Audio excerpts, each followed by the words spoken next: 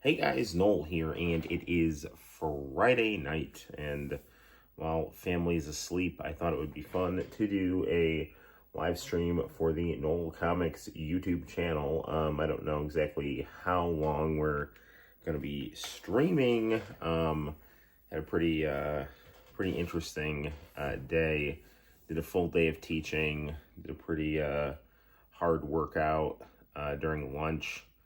Went back to teaching, watched some One Life to Live while I lifted some weights. Then tonight was it was actually really nice. It was a teacher's appreciation football game for, the varsity players gave their favorite teachers, their jerseys to wear. And so I was rocking a former student's jersey. Went to the football game. When I had left, the game was not going well for the home team. You never know. Hopefully they turned it around.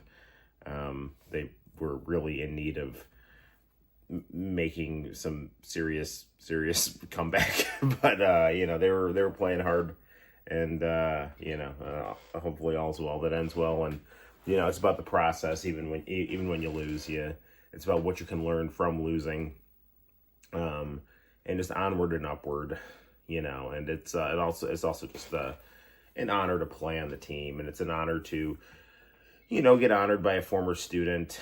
So that was a lot of fun. Then I came home, I had Chinese food waiting, and I was like really hungry, so I guess I ate the rice too fast, and then I just ended up like spending a half an hour throwing up rice in the bathroom, which was like not fun.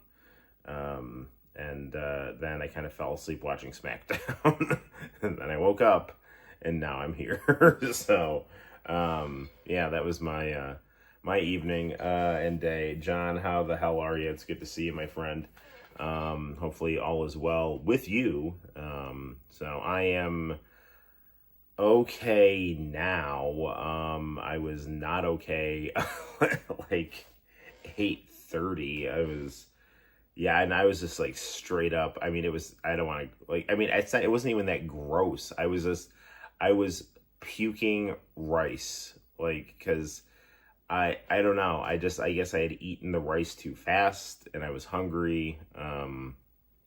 So yeah, I'm not eating rice again for a long time, unless it's just like really, really soft sushi rice. And even then, I'm just so not in the mood. So, and next time I get Asian food, I'm getting noodles. Noodles. Yes, noodles. John, what is your exciting news, my friend? I'm happy you have some exciting news. Hopefully, it's good stuff. So, a lot has been going on in the world of, politics and sports, and wrestling, since we last streamed. We'll chat a little bit about that. Nick, how the heck are you doing, man? Nicole Austin, all right. Nicole Austin, not Nick. So let me, I guess, where do I want to start here? Let's start off with wrestling. That's that's pretty light. I did not watch WrestlePalooza because I am not going to pay $30 a month for an ESPN subscription. And I mean this not trying to be vulgar, but like, fuck that shit to the moon. Like, I am not doing that.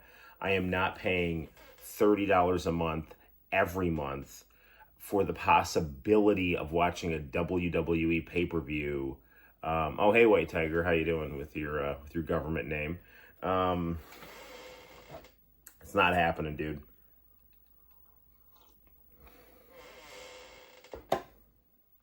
Originally, I thought I was going to be able to order AEW All Out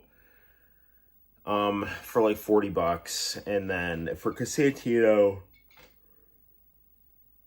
really wanted to see both, and I was like, all right, dude. And it was really breaking the bank, but I love Santino, and I was going to do it. And so we got All Out. from AEW, and it was really, really, really good. AEW, I've never seen AEW do a bad pay-per-view. Every match was great. Every match was highly enjoyable. And just it's always really cool seeing a big packed house for AEW. Makes you feel good that there's another wrestling alternative. And so this was good stuff. You found a ninja dojo online and got accepted.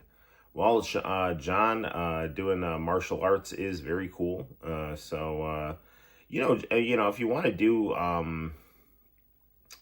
martial arts, I would,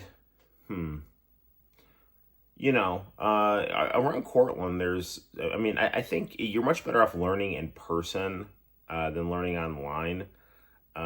So, we do have some karate dojos, in town, and if you are interested, there's, Brojo, and there's Disorderly Conduct if you're into, a more MMA or jujitsu, or even, traditional boxing, art form, martial art forms. So, not that, finding things online is always bad, but, especially for like a combat sport, I think the more in-person training you get, the better, because that will, people will be able to correct things that you're doing wrong, just through observation, 'cause sometimes you might not see what you're doing wrong, and certainly if you're going to be giving money to people, you want to make sure that it's a reputable thing. So that's cool. I joined the Great Cycle Bike Challenge, where I ride my bike to help kids with cancer. That's awesome. Did you see the first thing? Yeah, I just read it. It's very cool. That's very, very, very noble, man, and awesome, and that's super cool. So by all accounts, AEW's pay-per-view was really good, and WrestlePalooza was not. And I actually was thinking, if I had to only order, and I'm an AEW over WWE guy, but I was really interested in the Brock Lesnar John Cena match, and I'm really happy I did not get it, because by all accounts it was not good. So I'm sure they're doing some kind of Rocky 3 type story, where Cena gets his ass kicked, by how Rocky got his ass kicked by Clubber Lang, and then he comes back. But yeah, dude, I don't know, man. I'm just not that interested. Vikings, my favorite football team. I really do think that JJ McCarthy, I think he needs more time before they make him a full-fledged starter on the Vikings. I think the home base's rabid, blind thirst for a homegrown quarterback, a homegrown franchise quarterback, is going to... It's only been 3 games. We'll put it this way. It's been a season and 3 games since acquiring J.J. McCarthy. Since then, J.J. McCarthy has played 2 games, and out of those 2 games, he was only good for half a quarter. Now, you can try to say, oh, well, the rest of the team wasn't, all firing on all cylinders and things like that. It's oh, and, he's young and he just had a baby. And it's yeah, that's all completely understandable. And that's all the more reason not to just immediately pin all your hopes on this kid who has a ton of potential, and just throw him out there because you're just tired of not winning Super Bowls with quote-unquote other teams' quarterbacks. Well, when was the last time you won a Super Bowl with a homegrown quarterback? Never. So it's not it's not like getting homegrown quarterbacks is working wonders for the Vikings either. And in fact, Carson Wentz looked really, really, really, really, really good. And quite frankly, Sam Darnold, who, the Vikings never really wanted as anything other than a bridge quarterback, had looked amazing last year, with the exception of the last two games where the whole offensive and defensive scheme of the Minnesota Vikings just got completely exposed. I don't think it was a Sam Darnold thing. I think it was like the defense and the offense just had they just had holes in their scheme. The offensive planning all depended on the assumption that Justin Jefferson was going to get like double team, triple team, things like that. So you'd have more time to set up these elaborate plays. And once teams just let Justin Jefferson be and started blitzing the crap out of Sam Darnold, he didn't have time to set up plays. And so he would just be looking around for things, and they weren't happening the way that he was expecting them to happen. And then he would just get sacked. And it was like 2 bad games. And the Viking, after like a 14-win season, and then the Vikings fans were just like, fuck this guy, get him the fuck out of here. We want J.J. McCarthy. And you're seeing what you're getting with J.J. McCarthy. And I hope he does well. I think he can be the quarterback of the future for the Vikings. I know he's got a lot going on, but like as of right now, he seems like a very intelligent, interesting, smart football player and just good person in general. And I mean that as a high compliment, because I think a lot of people in the NFL probably aren't the best people. I think they're probably arrogant douchebags who live in a bubble. And J.J. McCarthy does not seem that way. But he's looking kind of injury prone and inexperienced. And, he needs to make sure that he is fully healthy and that he has taken enough time to learn well from people who, know more about the job of quarterback than he does, kind of go for more of the Jordan Love, Aaron Rodgers formula than just crossing your fingers and hoping this kid is the next Josh Allen or Patrick Mahomes. So anyway, the Vikings are 2-1. Sam Darnold looked great last night with the Seahawks. I wish him nothing but the best. I hope, if the Vikings aren't winning, I want the Seahawks or the Steelers to win, because even though I didn't like Aaron Rodgers on the Packers, he was nevertheless a worthy rival, and I hope he does well in his old age. But the Vikings are gonna have to beat him on Sunday in Dublin. Okay, so chatting about politics here. How's school going? Are the kids giving you any trouble? Nothing unusual. The kids are generally pretty good this year. They're kind of mischievous. If I'm talking like bluntly, the boys, and this is not unusual, are, taking longer to adjust and mature than the girls. But the boys are calming down a little bit. They're not just constantly getting each other in headlocks and things like that.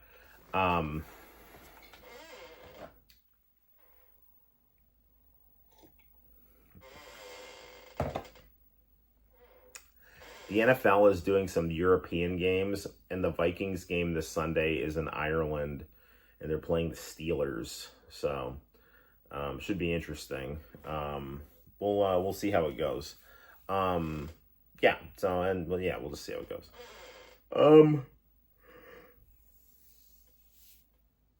All that said about J.J. McCarthy, like if he does well, I think that's awesome, and I'm just always more conservative with my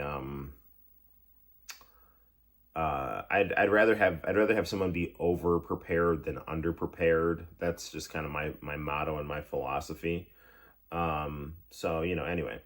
Okay, I want to talk about the big political stuff that's been going on. I did do a video on the Charlie Kirk assassination, but we haven't talked live about it. So I do have some thoughts. What field are they using? I don't know. I really don't know. I'd have to look into it. Okay, the Charlie Kirk assassination. Okay, so The mass media, and whatever I'm going to say, I say with the utmost respect, with everyone with different views. You are entitled to your views. I just want whatever your views are to be the most moral and dignified version of your views. Okay? And know that I say this coming from a place of love and honesty. All right. And with no desire to offend anybody. Okay. But these are just my thoughts. It's my YouTube channel. It's my live stream. I want to just shoot from the hip and talk about things with my audience here. In a respectful way. Okay, anyway, the mass media, since Donald Trump has been elected, does just such god-awful analysis of everything that he does. I am convinced that the quote-unquote powers that be, like if the mass media has any intertwining with the deep state in terms of like the CIA or the FBI or whoever, I'm convinced that the people running these things are just so unintelligent that the only thing that they have to rely on is like old Soviet agitprop, where they just called anyone who was a threat a fascist. And, you can see Putin doing some of this stuff as well, as he just, calls, he just calls Ukraine fascist all the time.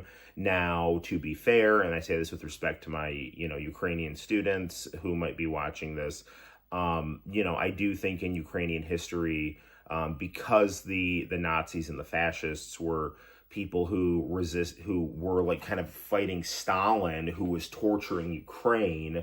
There were some people that viewed them as like the liberators of the guy who just put them through a famine. And so there were fascists and Nazis in Ukraine because they were viewed as preferable to Stalin. And then people were just in, horrible positions where they were just making bad political decisions left and right, literally and figuratively.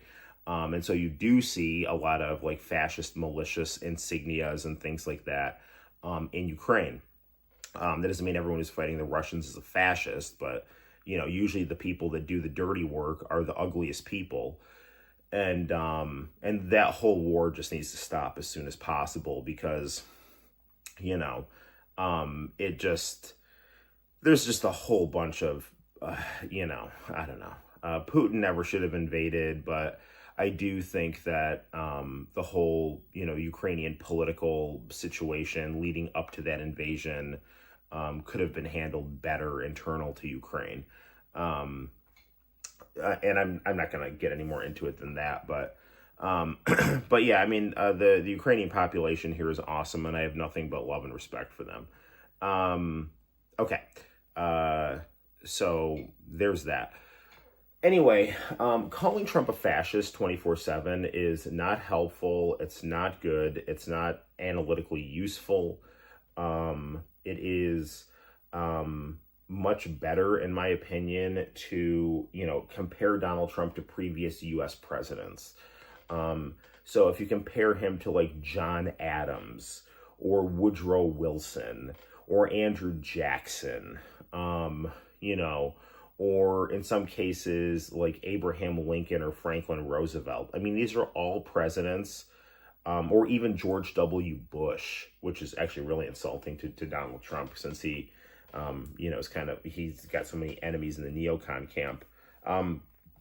So at least like Bill Kristol crowd. I mean, he puts them in his cabinet because he's not smart. Or he thinks that they're like mafia guys that he can kind of use to scare people. Anyway, long story short is like we have tons of presidents in American history that have abused and pushed the limits of executive power. I mean, Woodrow Wilson, arrested Eugene Debs, who was a socialist political opponent who disagreed with World War I. John Adams introduced the Alien Sedition Act, where people were being arrested just for being viewed as potentially destabilizing or to the U.S. system or intertwined with foreign governments or things like that. Andrew Jackson, he had the spoils system where he had his own corrupt friends replacing the old corrupt guard. Abraham Lincoln was straight up suspending habeas corpus during the Civil War. using a time of crisis to, usurp the Constitution. Certainly FDR was just constantly, pushing the limits of, how he could stack the Supreme Court. And he was interning Japanese Americans and things like that. So these are all examples of people who I think were doing objectively worse things than Donald Trump. And nobody in American history calls those presidents fascist. Okay. So no, I don't think anyone in American history books are particularly calling those actions good. In fact, they're saying that those actions were bad. So it would be much better and a much better kind of a contextual and useful tool to compare Donald Trump to previous presidents who pushed and abused the limits of executive power, and in a lot of ways worse than him, which then gives you more context to how to analyze Donald Trump and give constructive criticism to the administration, give more substantive pushback to the administration, and just generally make a better argument against the administration if you don't agree with what they're doing. But that's not the case. The people are so simple-minded and they're so full of hate that they just are constantly calling people they disagree with Nazis. And when you do that, the only way to deal with a Nazi is to kill a Nazi, because if you're not doing that, you're Neville Chamberlain and you're appeasing, So when you start flinging the word Nazi around, you are inciting violence, okay?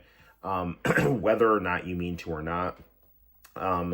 And Charlie Kirk paid for that bullshit with his life, because people just called him a fascist and a Nazi, even though he objectively was not, and he was politically assassinated. And the initial response from some, not all on the left, was disgusting. There were some people on the left, actually there were some pretty big credible voices on the left. Barack Obama, Kamala Harris, Joe Biden, Eminem, like all these people came out. I mean, I don't even know if Joe Biden can type anymore, no offense, but they were all coming out and saying, this is just not good. But there was still some smugness, kind of, even within the establishment Democratic, condemnation of the situation. So, I mean, the Charlie Kirk thing was objectively a tragedy. And, and this is not the first time. I mean, Donald Trump nearly got his brains blown out on national television because they couldn't lawfare him or vote him out of the presidential election. So literally right before he was going to get the nomination, he was a half a centimeter away from, just getting his brains blown out on CNN. Thankfully, he moved his head at the last second. But there's a lot of Democrats who are like, I wish he didn't move his head. And then they have the gall to call people on the right hateful when they are literally fantasizing and wishing wouldn't it was so much better if Donald Trump just got his brains blown out on national TV. No, I've never heard any Republican. And if any Republican was stupid enough to say that they wanted Joe Biden or Kamala Harris to be assassinated or anything like that, they should be, just disowned from political discourse in terms of being taken seriously. I mean, obviously they would shoot their mouth off, but nobody should ever listen to them. And I have not heard any Republican people say that would have been, a good thing. But there are plenty of people that I know that are Democrats who wish Donald Trump was assassinated, and he didn't get assassinated. And then when Donald Trump has congestive heart failure, I don't know if he'll last any longer. Honestly, I don't know if that's true or not. But if Donald Trump, I think Donald Trump would do well to, I mean, if he did resign, he would probably be doing himself a favor, because he has allowed himself to let the Israeli government and his own corruption so much muddy the waters and drag him into things and willingly go along with things that are totally not what anybody voted for. And he, I think he has done some good things since he's gotten elected, but he's betrayed a lot of his base, and he's missed a lot of opportunities to make positive changes. And he's opening himself up for big political consequences if he continues down the path that he's on. Just, but that's a whole other thing.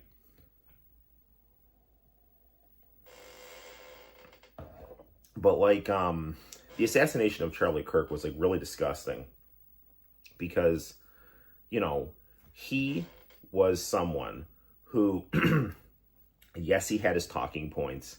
Yes, he did his shtick for a TikTok spectacle, but he did offer a very important service, which was to bring the idea of debate to the public eye, to have a peaceful exchange of ideas, and to challenge people who thought that they knew it all.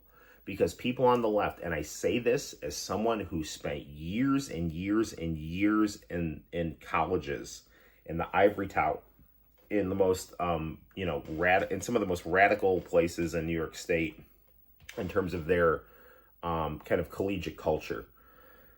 People there think that they're smart just because they're there. They think that they are smarter than elementary morality. And a lot of the students and the faculty are smug and out of touch with reality. And for Charlie Kirk to go there and expose that is doing those people a favor, because they're getting knocked on their ass in public, and that's telling them that they need to go reevaluate their shit. Because if you think that you're so much smarter than a Trump supporter and you just got your ass handed to you, that's on you. And the thing that's and Charlie Kirk got his ass kicked by a kid at Cambridge when Charlie Kirk was trying to defend Israel. So it's not that Charlie Kirk was unbeatable. He was beatable. It's just that a lot of the people that, it took a smart person to beat him when Charlie Kirk was, allowing his Christianity and his political connections to cloud his ethical judgment on the Israeli genocide in Gaza, of which, by all accounts, he was starting to drift away from or become more critical of, at least, even though he continued to support Israel against Hamas, which is objectively a terrorist organization. Charlie Kirk was not a racist. He was 1,000,000% not a racist. The stuff that people said that, where they were trying to say he was racist was taken out of context. Or it was, they would show half of what he said and not the follow-up. So, I mean, have I listened to every single thing Charlie Kirk said? No. Have I seen a lot of what Charlie Kirk has said? Yes. And the spirit of what he was saying was not racist. It was basically, kind of just late 1970s, 1980s, mainstream conservative sensibilities. How is it taken out of context? For example, though they said something about how he didn't like black pilots. What he was saying was that he wasn't saying he didn't like black pilots. He was saying that affirmative action, excessive affirmative action in DEI, when you put people in charge of things that are unqualified, and then they are of a minority group, it creates a visceral reaction within people where they assume that group is bad at things. So he was saying, he was lamenting having a knee-jerk reaction to for example, there were these plane crashes and the pilots were people of color. And so now he said now my knee jerk is going to be to see a black pilot and think the plane is going to crash. And I don't believe that, and I don't want to believe that, but that's what these kind of things are bring into my brain, I can't even remember. I think he said some other things he mentioned how black gangs would attack white people, which is true. I mean, it's like, but like, so he wasn't racist. I mean, if you can come up with something, I can look into it. But like, all he did was just basically want people to take accountability for their actions. He had excessive sympathy for the Republican Party. So what was he saying? He didn't like his particular pilot who happened to be like, no, he didn't even say that. He was just saying that when affirmative action type policies or DEI type policies put underqualified people in positions, and those underqualified people are minorities, and then those minorities screw up, it creates a reaction in people that assumes that that minority group is bad at something. And what he was arguing was, he didn't care who you were. He wanted a more meritocracy based system, and he didn't care about like, we have to have equity or things like that. He's like, no, you have to have the most qualified person. And he wanted everyone to be qualified. He had a lot of black people, in Turning Point and things like that. And it was very like pro-black Republican and things like that. And it's not an Uncle Tom type thing. He just believed that the conservative sensibility was better for self-sufficiency. Now, you can take or leave that, but that's not racist. And the worst thing that he did, and he had said things like, I think my mom said something like, oh, he wanted like immigration quotas from the 1920s. But then like Nick Fuentes, who is farther to the right of Charlie Kirk and is like a white Christian nationalist, was mad that Charlie Kirk was saying like we needed a higher influx of legal immigrants to be a better example against the illegal immigrants. So anyway, like Charlie Kirk was like just a regular Republican who made radical liberals look stupid, and it made those people so mad that they killed him, and that is what happened. Okay, you had a gay young man who was in a relationship with a transgender furry, and he apparently, had access to firearms and, killed Charlie Kirk because he was filled with so much rage over the perception of him, humiliating people like him. And I'm sorry, him thinking that transgender is, not healthy is not being, like, hateful. It's like saying that, now you can agree or disagree with it, but, like, what he was saying, like, his point of view is, like, it's similar to saying, like, smoking is bad for you. This idea is bad for you, okay? I don't hate you, but this idea is bad for you. The same way that smoking is bad for you. I don't hate people who smoke, but I can think people who smoke are going to get lung cancer. And so that was his mentality on that issue. Okay, as a Christian Republican. Now, you don't have to agree with that, but that's certainly nothing worth getting shot in the throat over, okay?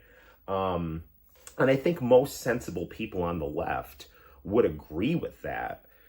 But there were some who, like, I got into a fight with someone who was, like, just totally insensitive and just calling him a fascist and things like that. It's like, well, you don't know what the fuck you're talking about, man. Like, anyway, so, like, and then, so Jimmy Kimmel, who is not popular, and just grandstands and spews Democratic Party talking points, as he self-aggrandizes himself, gets on ABC, and he starts, saying that, oh, MAGA is trying to prove that it wasn't one of their own. They're so desperate to prove that it wasn't one of their own who killed him. It's like, what are you talking about? Like, nobody in there, the only people who are trying to accuse MAGA of killing Charlie Kirk are leftists who don't want to take credit, who don't want to be associated, who are, to their credit, humane enough not to want to be associated with this assassination because it makes them look bad, or they find it disagreeable to their morals. And so, like, so there were people trying to say, like, oh, it was from the right, or it's like, even though there's like no evidence of this, they're trying to say like the Nick Fuentes people did it. even though Nick Fuentes is farther to the right than Charlie Kirk, and there were all these things written on the bullets calling Charlie Kirk a fascist, which like would make no sense because Nick Fuentes is more fascistic than Charlie Kirk, even though I don't think either of them are fascists. But if you were to apply that label to the far right, Nick Fuentes is farther to the right. So why would Nick Fuentes' people be calling Charlie Kirk farther to the right than Nick Fuentes when Nick Fuentes criticizes Charlie Kirk for not being far enough to the right? So none of this makes any sense that it's someone from the right. And it certainly wasn't what MSNBC was trying to say, that it was some Yosemite Sam style person who was like shooting a gun into the air and accidentally shot. Like, just stupid shit, right? And then Jimmy Kimmel gets on the air and he's trying to say things like, oh, the right is trying to pass the buck on this. So, I mean, it was like bullshit. And so he got suspended because in the wake of a national tragedy, he was being either lying or super misleading about something.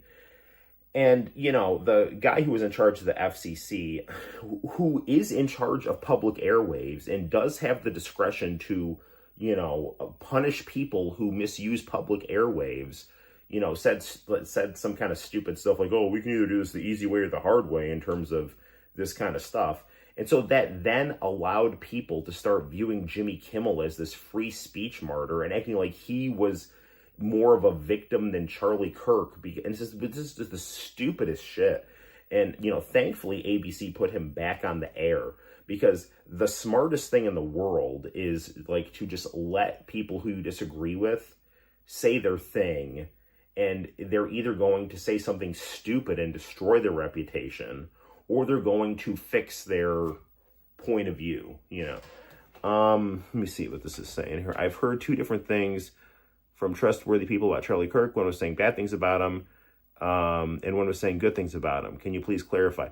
I mean, honestly, dude, like, you can find good and bad things about any person.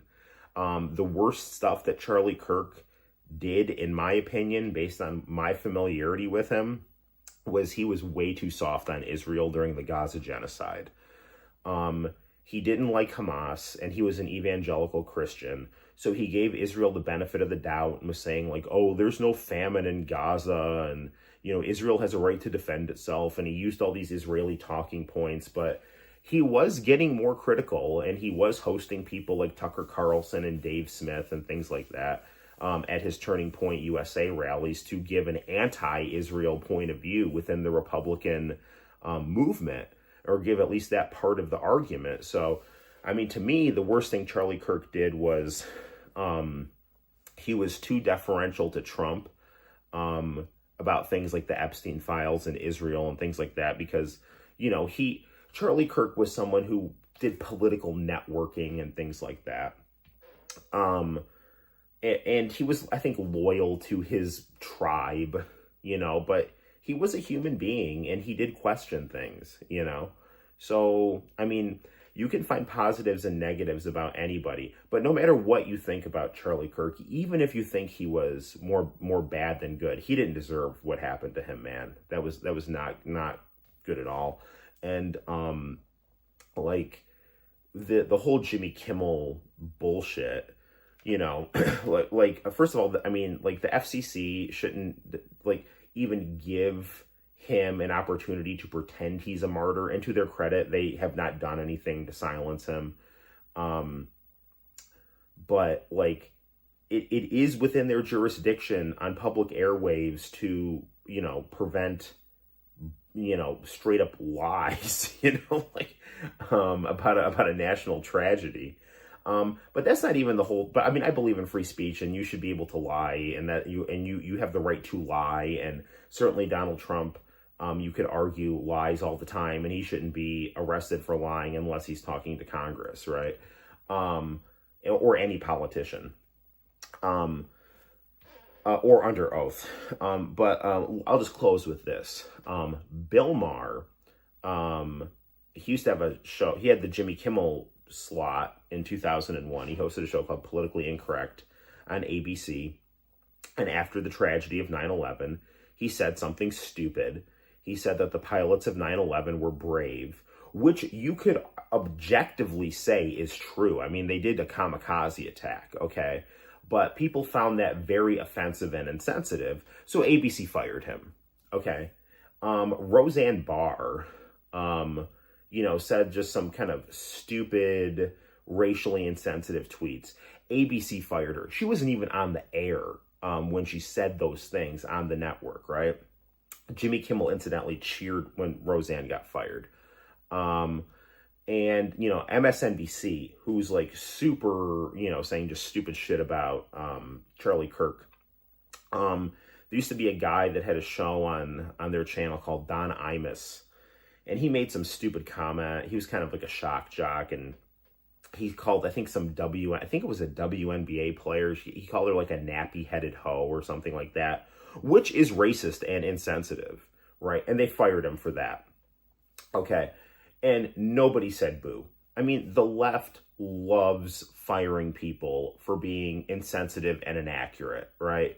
But when it happens to them, when Jimmy Kimmel is being objectively insensitive and inaccurate about a national tragedy like the Charlie Kirk assassination, oh my God, we're living in Nazi Germany. This is the kind of bullshit that is going to prevent the Democrats from winning the midterms. And quite frankly, I think Donald Trump would benefit from the Democrats winning the midterms because he needs some guardrails and political pushback, okay?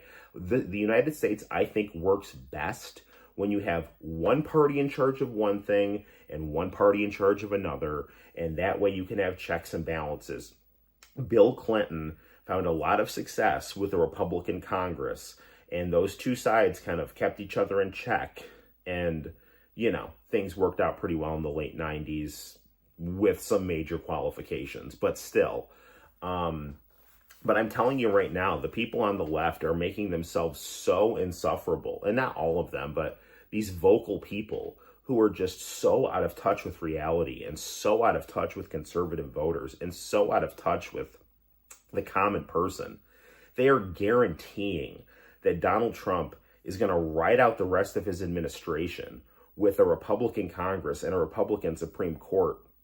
And they're just going to bitch that, they're living under, they don't have a voice or anything like that. And then that could, God forbid, lead to more violence. So if you want to win people over, stop saying stupid shit like what I was just describing. So there's that. And, and so that's just what I think about these things. So I don't know. I don't know if this is useful or not, and I don't mean to offend anyone, but it's just what I think about these current unfortunate situations. On that note, I think we should go to our next section of the live stream and play some video games. So let's lighten things up here. Why don't we let's just start off with a Super Console X and take it from there. Play some arcade games on the big screen, and I don't know. It's Friday, and we got the whole weekend ahead of us. So let's enjoy, and hopefully I'm not throwing up any more rice. So thanks, bro. You really helped me. Well, dude, I mean, it's just my opinion, man, and no matter what, like, and I know a lot of people on the left who have like good intentions, and they're actually coming from the same place as people, either from like the non-aligned or the right. Because no matter, like, if you are a good person, no matter what your political point of view, you, I think, have a feel for the humanity of other people. And what you want is the best for other people and society in general. You might have like different ways that you go about it. So I think that is very important to understand, that you could have people that might disagree with who you think is the lesser evil or a more useful political ally, but you have structurally the same idea of wanting to advance things in a positive, healthy direction. And so I think that is very important. And to Charlie Kirk's credit, he definitely encouraged people to, have peaceful discussion and exchange of ideas. And honestly, I think the best thing for Charlie Kirk was getting his ass kicked in that debate with, there was like a Cambridge student. In my video, I misspoke and said he was from Oxford. And he looked like Ed Sheeran. And he just, like, Charlie Kirk tried all of these Israel talking points, and this kid just knocked them all down. And Charlie Kirk was just kind of left standing there with egg on his face. And I think that did something to him. I mean, honestly, I think that caused him to start thinking. Because, you know, Dave Smith, who's a libertarian comedian talk show host, I think he's quite good. I think he believes in too much economic deregulation, in my opinion. But he's good on social issues and foreign policy generally, I think, and political commentary. You know, he said that when he would talk to Charlie Kirk, he kind of got the impression that Charlie Kirk, like, knew he was right about Israel, but he wasn't there yet, or he just didn't want to be there. And because of his evangelical Christianity, just wanted to stick with that side, but was starting to ask increasingly difficult questions about the methodology of that government, which, I don't know. We'll never know what he was going to do now, because his life got... And just the whole thing, too, about being a young... You know, like... You know, I'm 42, but I still consider myself more or less in my prime, you know. And Charlie Kirk was... You know, and I'm... You know, I'm always striving to be... Tom Brady's, like... Was it? You know, he's, like... You know, was in his 40s, and he was winning Super Bowls, so... You know...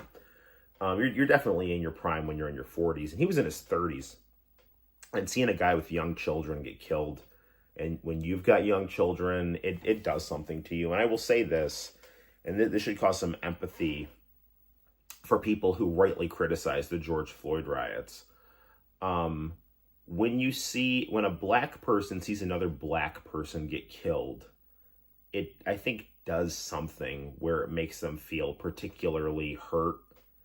And when you see someone, like a young man with a family who's like you, get killed, it also makes you feel particularly hurt. I think there's something about seeing someone who you can visually relate to, that when they get unfairly snuffed out, it creates a deep wound within you, you know?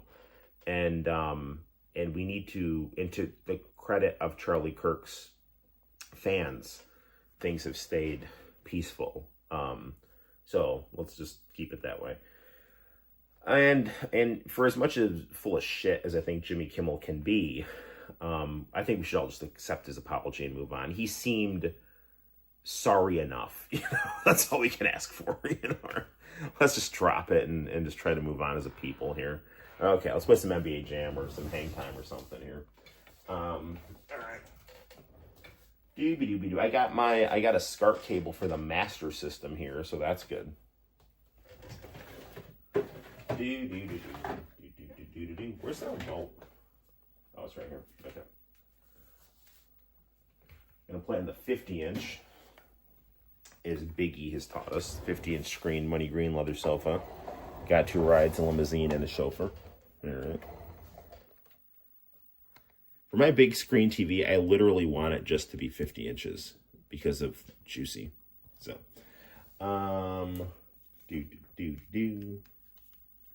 But nothing beats a good CRT.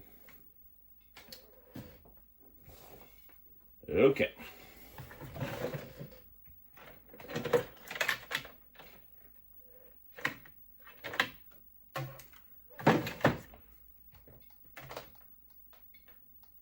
Okay, I'm gonna actually turn the receiver on here, get the speakers pumping. Sorry if I'm in front of the camera here.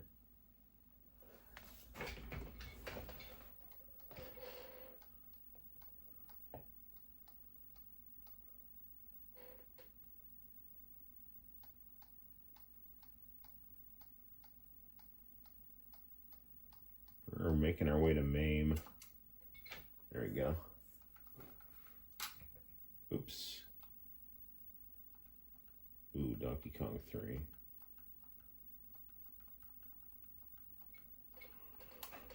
Well, let's play some Hang Time.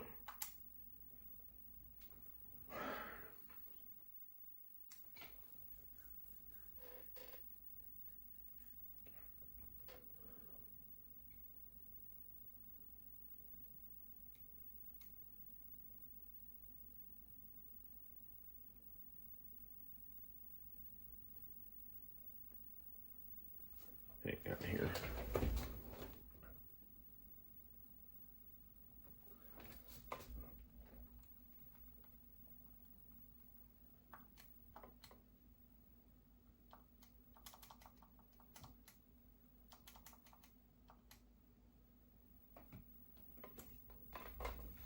Hang on a second here.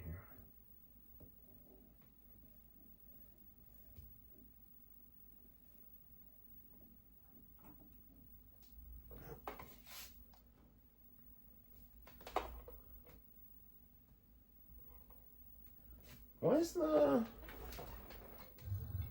there we go.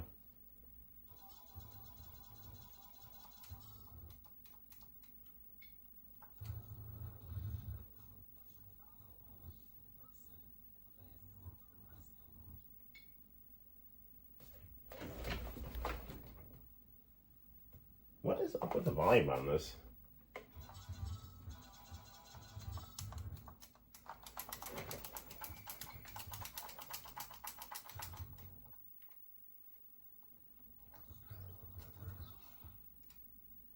Hang on here. Sorry.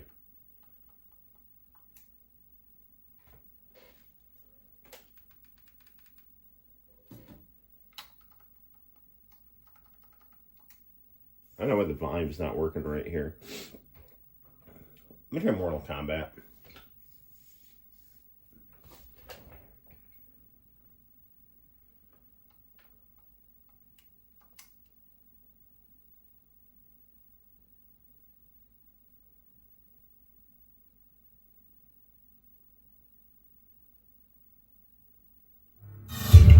Okay, that's good. Okay.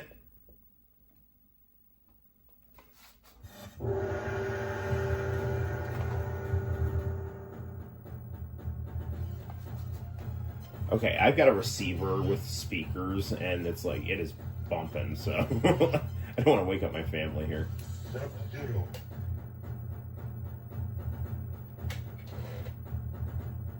You're doing Bible study. That's awesome, dude. Or... Hang on, I'm sorry, I gotta lower this more. Okay.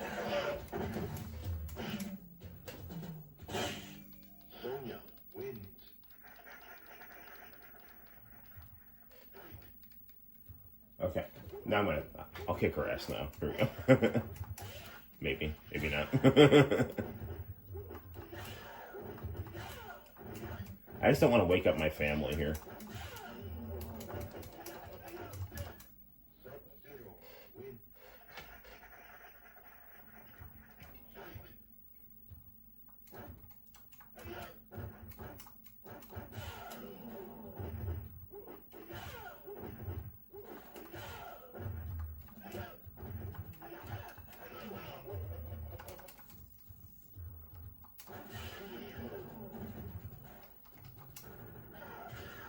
There we go.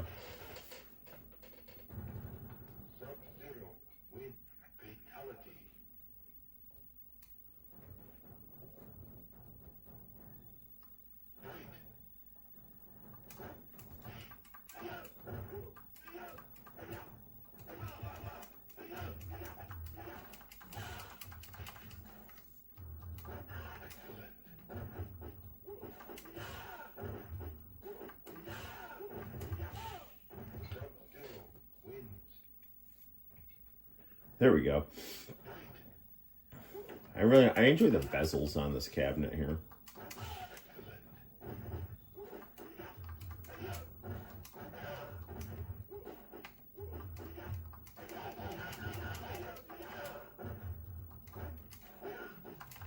I don't know. Recently, I've just been finding Mortal Kombat very relaxing to play. I don't know why. Maybe it's my friend. Well, I mean, like, I don't know him personally, but Daryl Sung, he's stopped by the stream a couple of times. He has such a good YouTube channel. He's just awesome. So.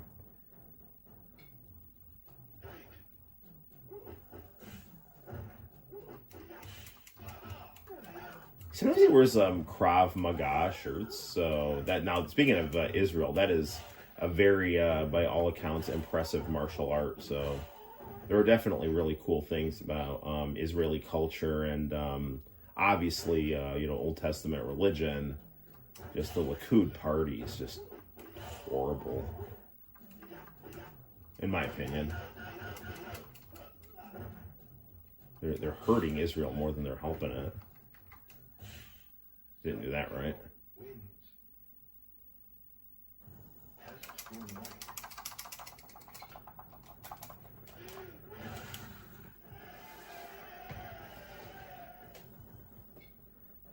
Hey, White Tiger, what are you studying in the Bible?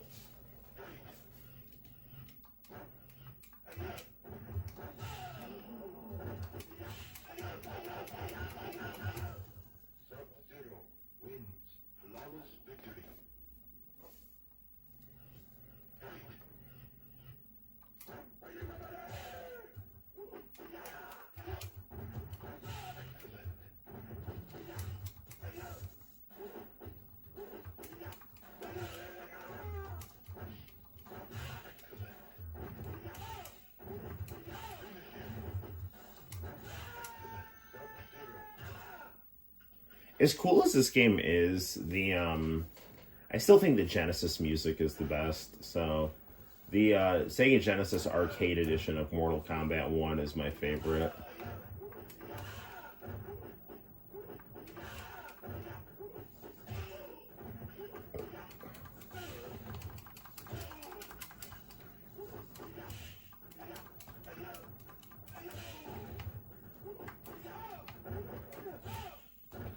Got you.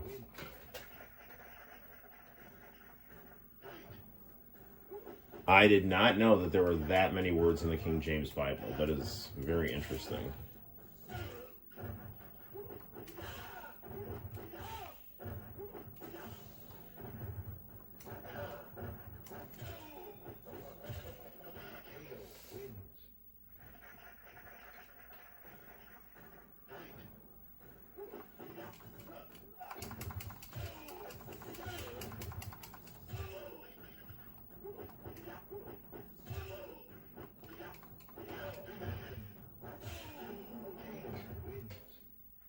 Grr.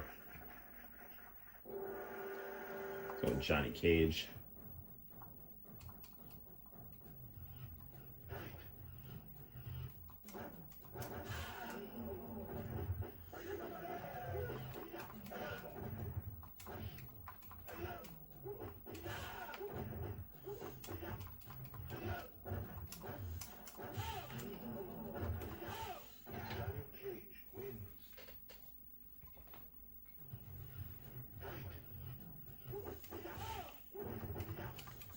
Unfortunately, I don't think this revision of Mortal Kombat 1 has Reptile in it yet.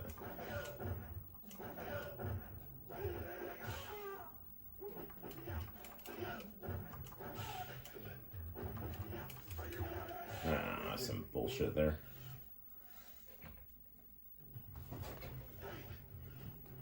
Yeah, that's super cool. So you like the King James Bible, White Tiger? It's I think definitely probably the prettiest, most iconic version of biblical verbiage.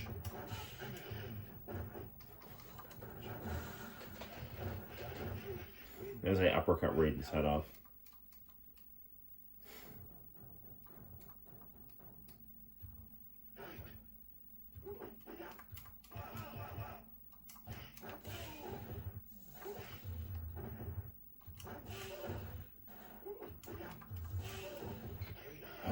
Kano, you balding Terminator.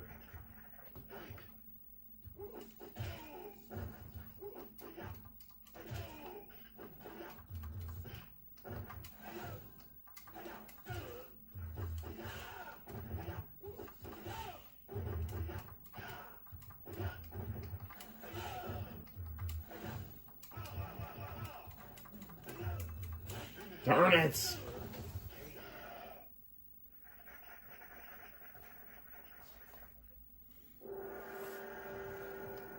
Alright, we're going Scorpion here.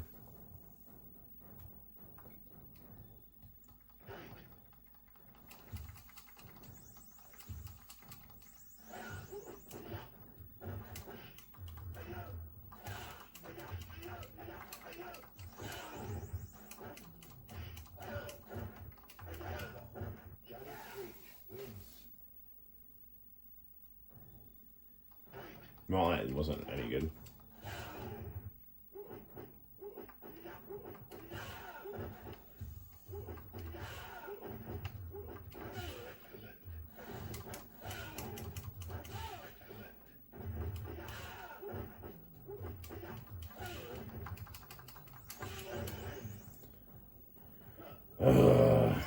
That's no good at all. But if I were to be felled by anyone, I'm glad it was someone dressed like Jean-Claude Van Damme. Or Johnny Cage again.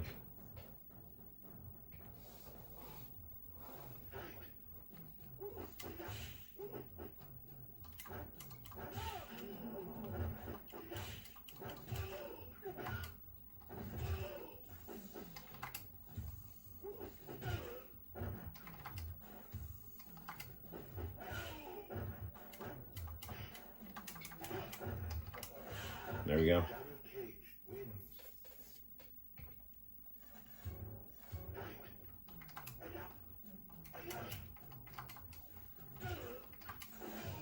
Dude, that's a bunch of nonsense there, man. I beat him to that.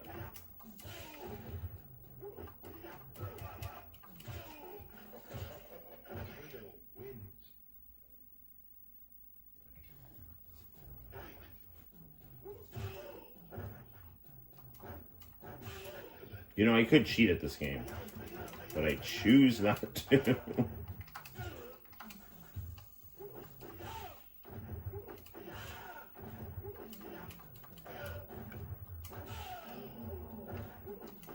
Got him.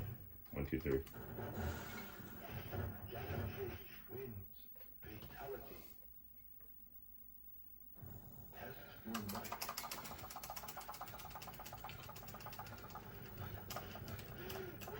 There we go. Barely.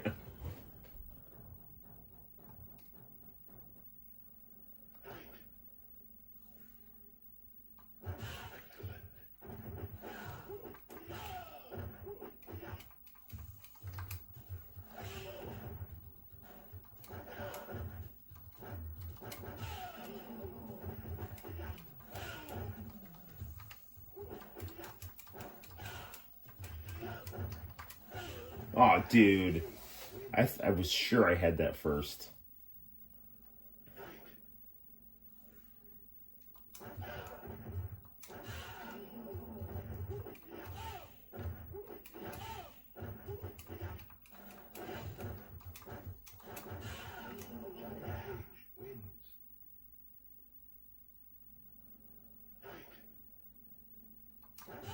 There we go.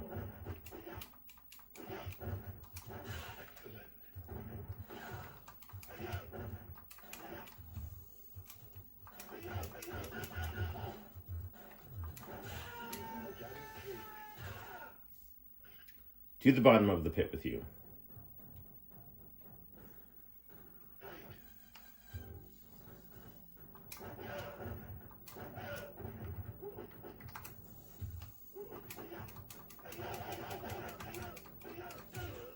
I really don't like these endurance matches.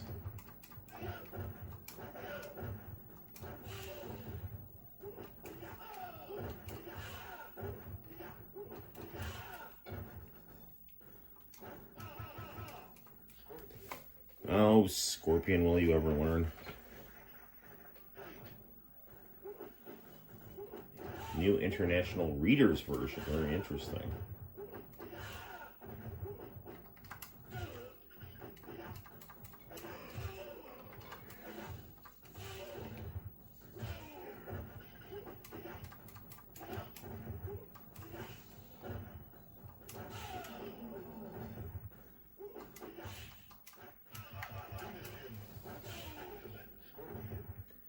Oh, don't clap for Scorpion. Maybe Sonya.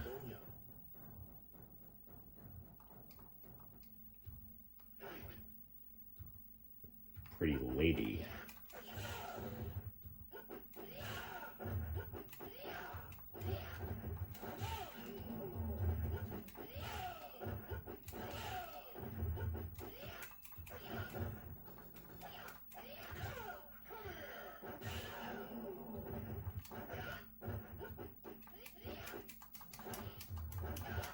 Come on, dude.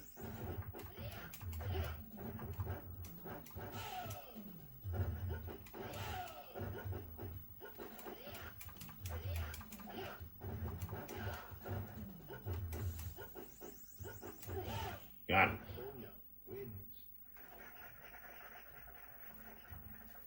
Mesmerized Scorpion with that aerobics getup she's wearing.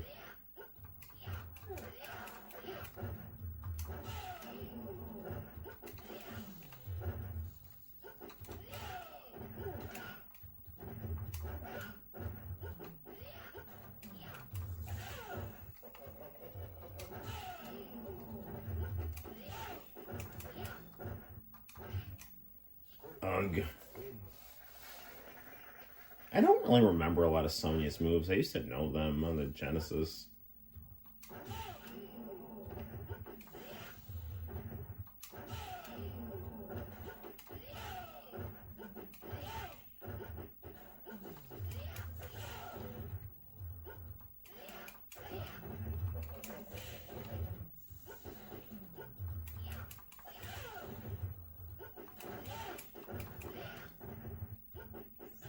That's it.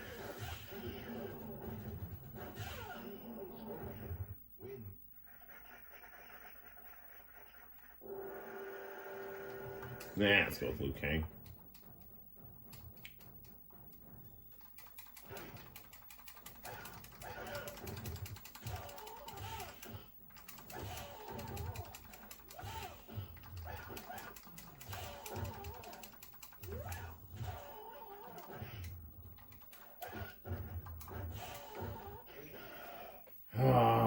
I'm like tempted to play something else.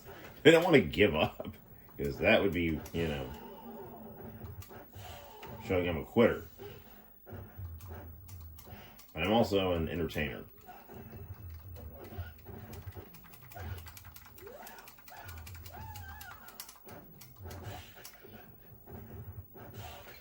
No, I'm not as good with Liu Kang as I thought I would be.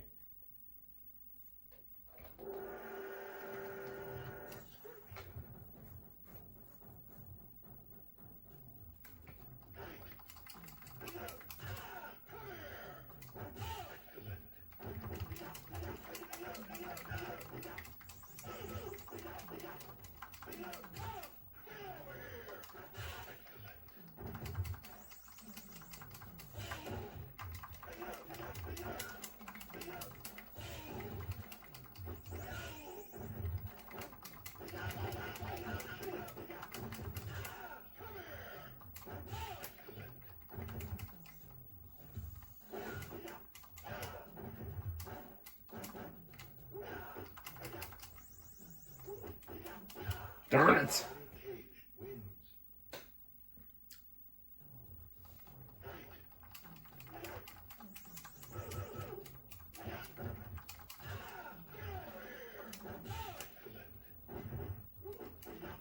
Scorpion's a really interesting character because, you know, it's like, you know, he's like spirit of vengeance, but, you know, he's like sold his soul for revenge, but he's kind of like got humanity still, you know. No, now he doesn't have consciousness anymore, though. All right, you know what? This has been fun. We're going to play something else here. All right.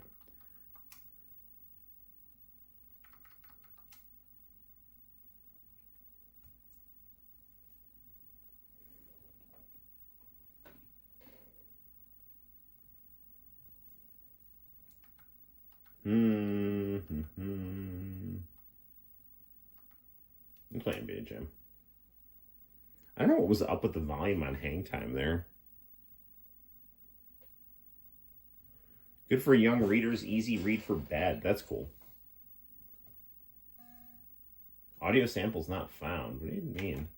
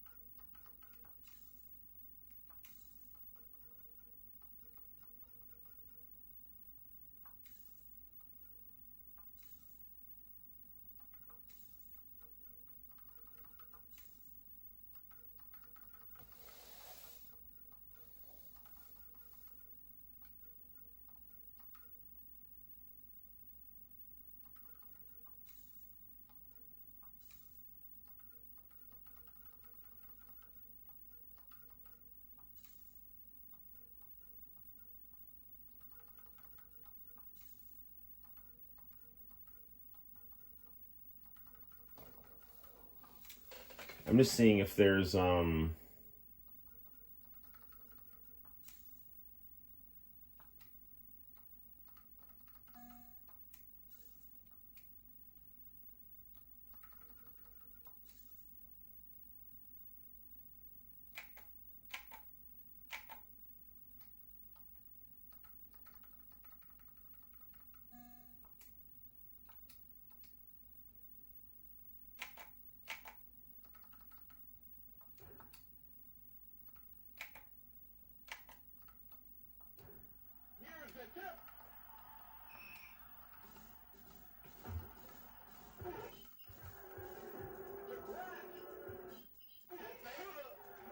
where's Infinite Turbo Player 1?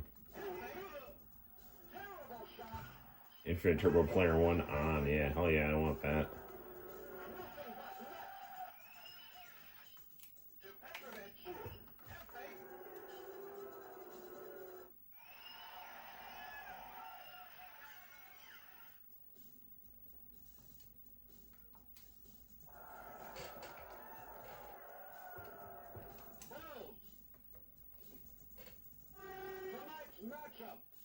Ooh, Bulls and Knicks. Here we go.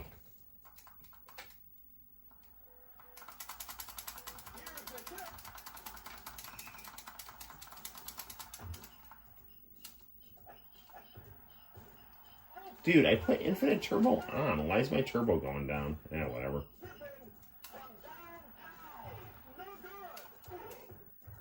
I'm back here.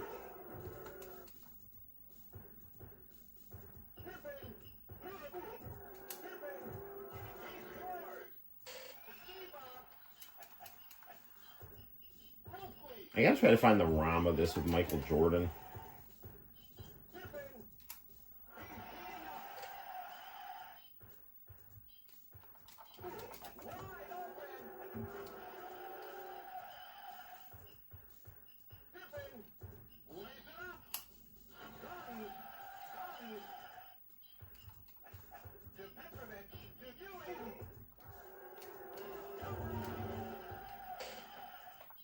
I don't know why this game would ever not have big head mode on.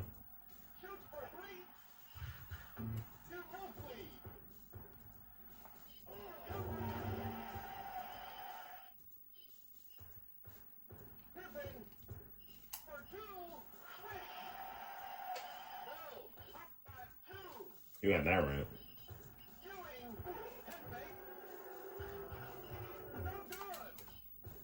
Dude, what are you doing, man?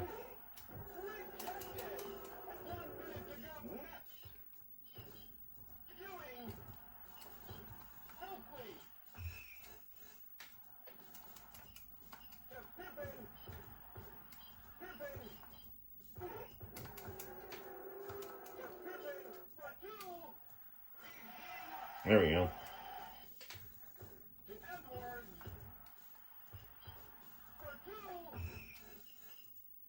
Maybe I still have Infinite Turbo, even if, No, I think I do.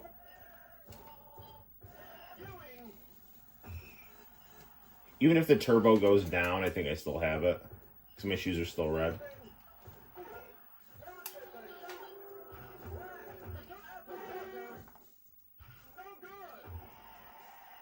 Yeah, down by 2.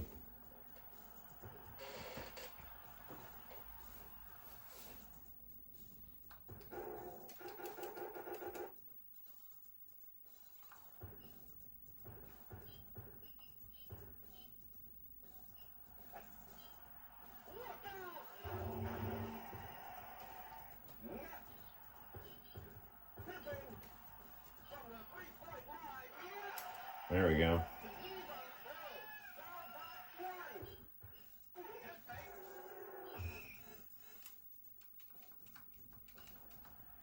Even if I goaltend, though, I can still get on fire.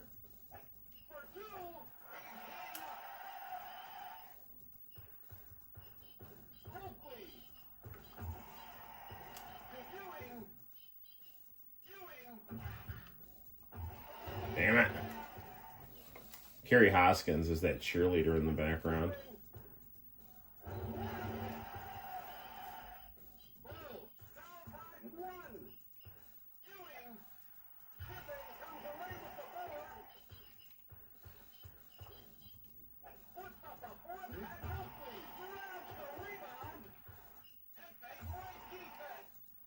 Come on, horse. Not to be confused with Horace Hogan of the New Blood and the Flock.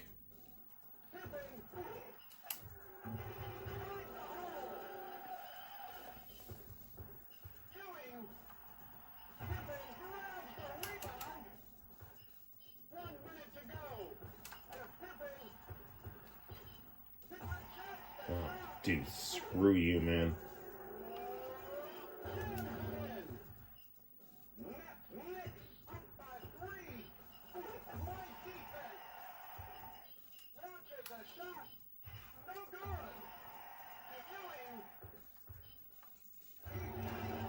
No, he's not. He is not heating up. I will not let him heat up. What? No! He is on fire. I'm not going to tolerate that level of disrespect.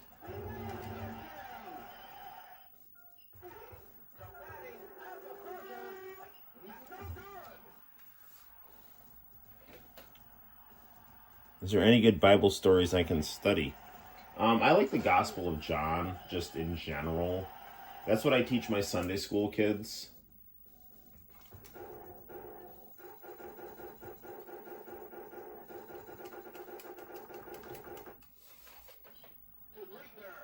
I think if you want to go, like, theological, like, go with John. If you want to go with, like, just general life of Christ, go with Matthew.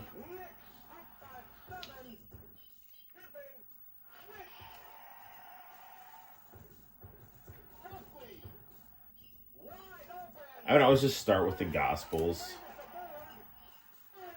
Whoa, yeah, Horace.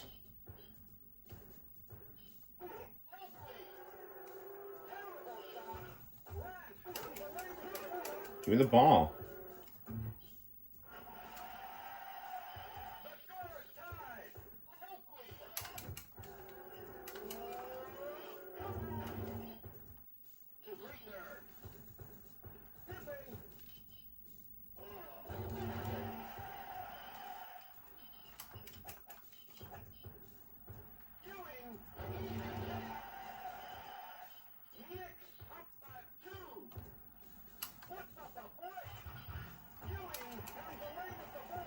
It's so crazy how Acclaim and Midway ended up like fighting over the NBA Jam name, and then Acclaim ended up getting it, and then Midway had to start making like NBA Hang Time and stuff.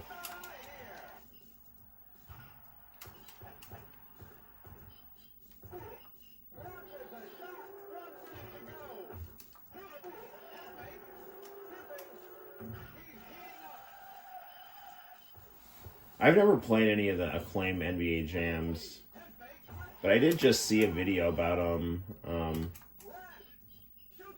I need to check that out. I'm on fire.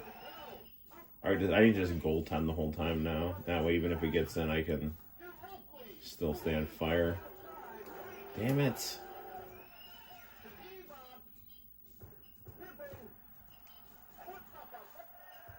What?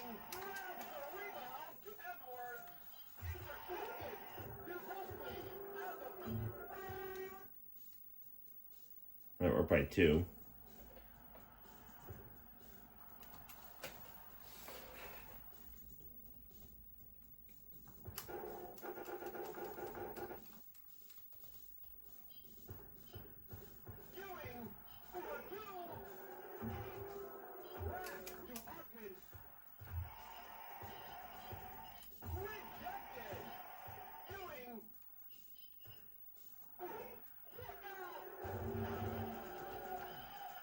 I'm sure I've said this on stream before, but my mom taught Horace Grant's daughter. She said she was a good kid.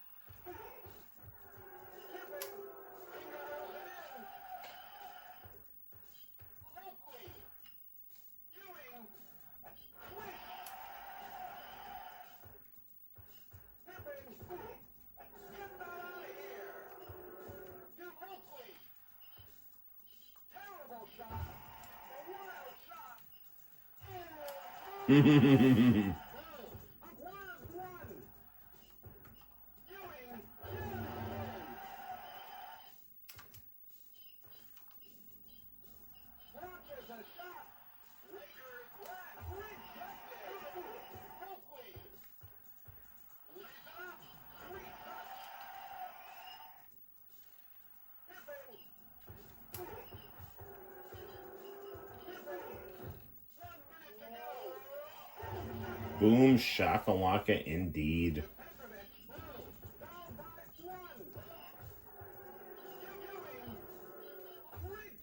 Horse.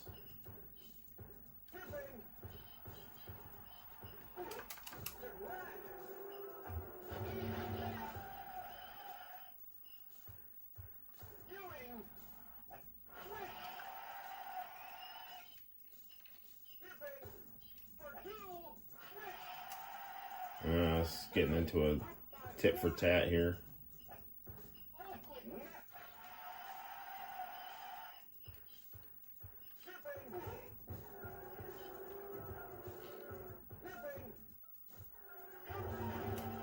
I think I got it. Damn it! That is bullshit.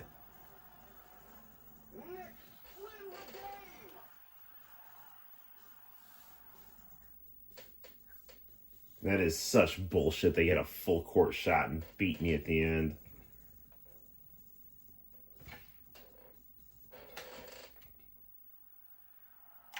Alright, what else are we playing here?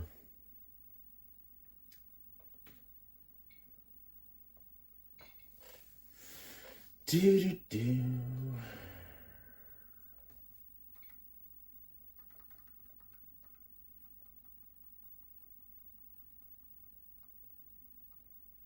There's some Kaiser Knuckle. We could like cheat at Kaiser Knuckle. Final blow. This is the Japanese version of Buster Douglas boxing.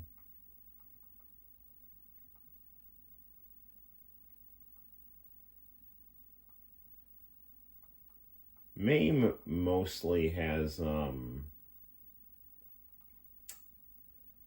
doesn't seem to have much in the way of Capcom or SNK. But I do like this emulator because it's got all the arcade cheats built into it. Just checking out what we got here. Tugboat. Be the tugboat. Simpsons.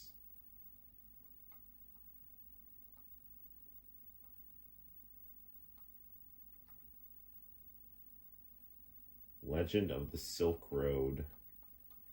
Should have my students play that. The Berlin Wall.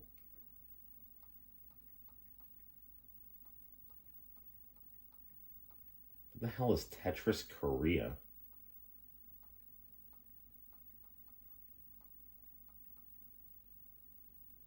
Turtles in Time.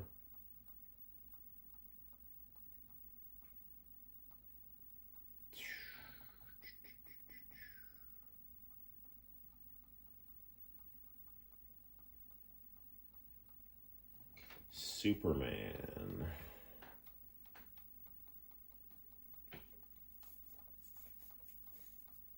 Super Punch Out.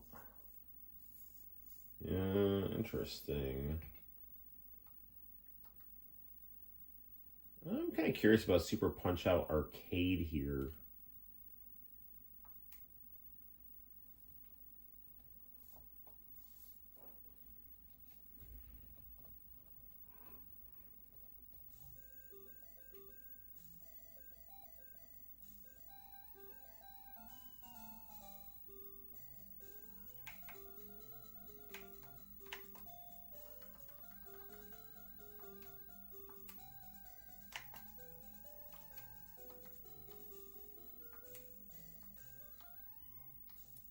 Invincibility. Don't mind if I do.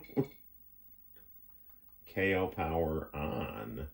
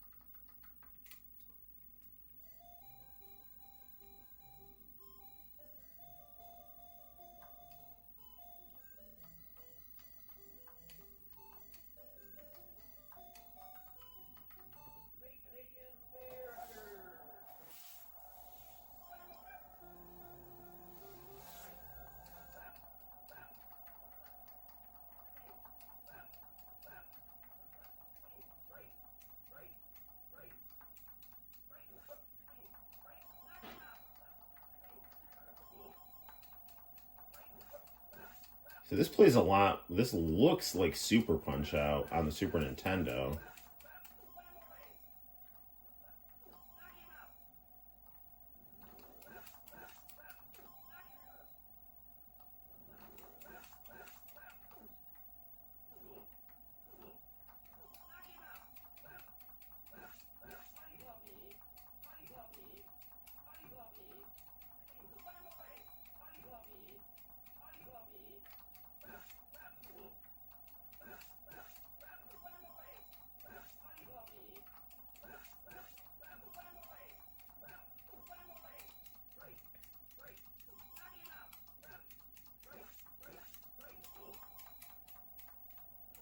Okay, so triangle is the duck here.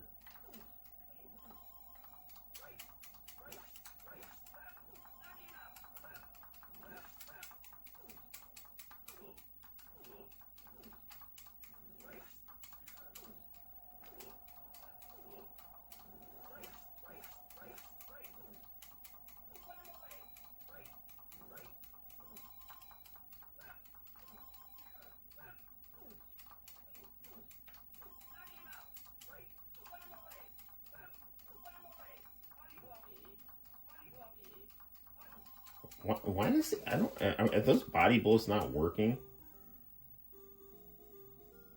How did I lose? Oh, whatever. Screw this. All right. Anyway. I cheated and I still lost here. Must not understand the interworkings of Arcade Punch Out. Is oh, hey, Arrow's on here. How you doing, brother? Did some Mortal Kombat. Played some NBA Jam, and then I was messing around with some Punch Out here.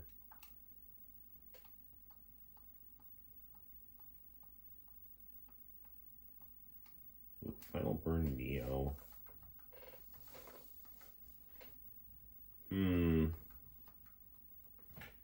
Let's play some Darkstalkers 2.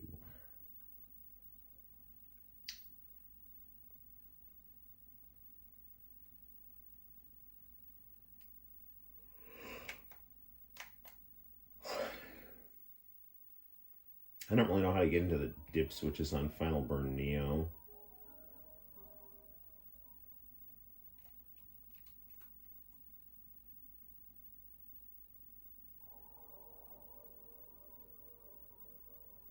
Dirty Beret.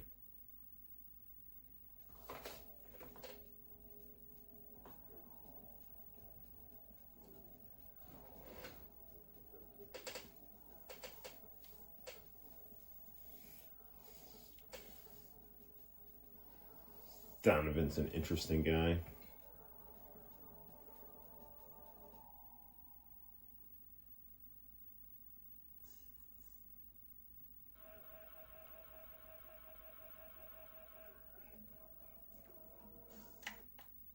Oh, wait. Did I find the dip switches?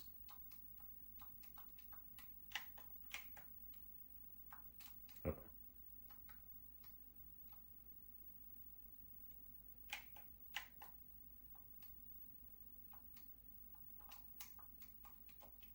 It's in like Japanese though. How do I get out of this?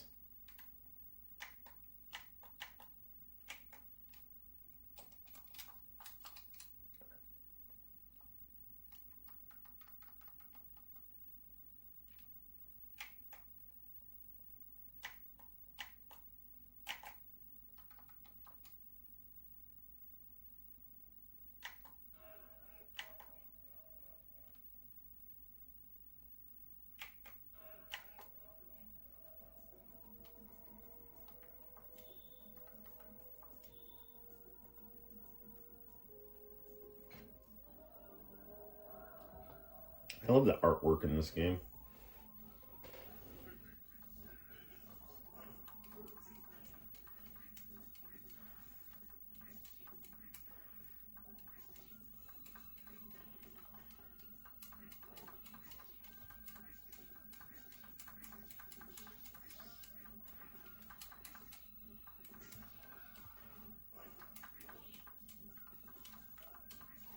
Santino used to love the Darkstalkers cartoon.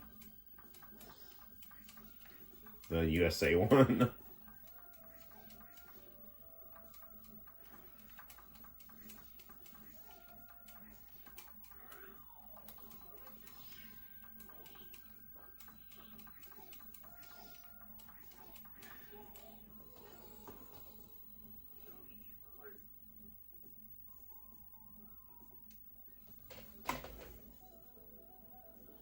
Yes, the Bible was written over a long period of time.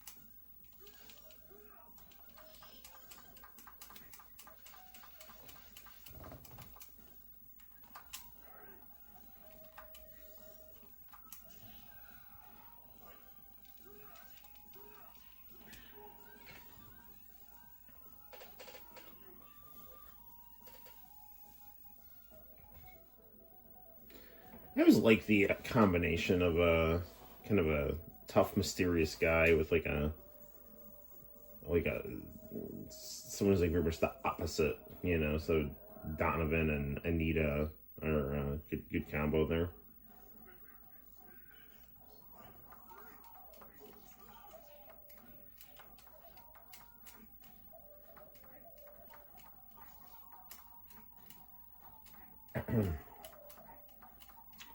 He becomes D in the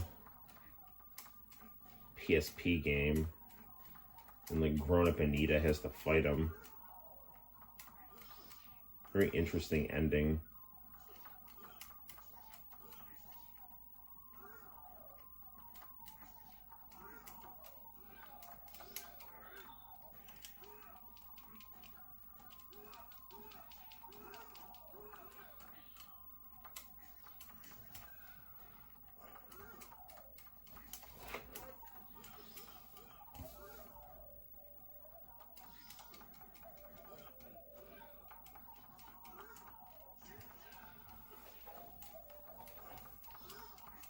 Donovan is he's like a Buddhist vampire, I think. It's like half vampire, half human. Instead of being like a Christian, he's a Buddhist.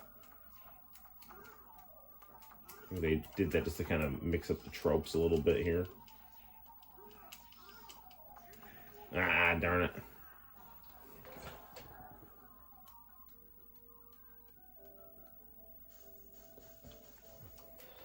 I mean, I think my students have gotten a little bit better.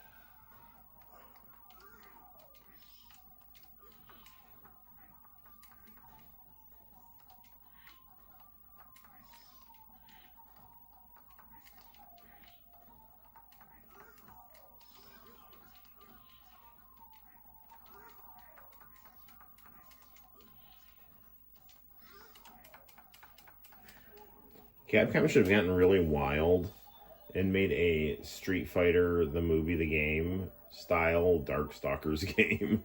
Like Darkstalkers with people.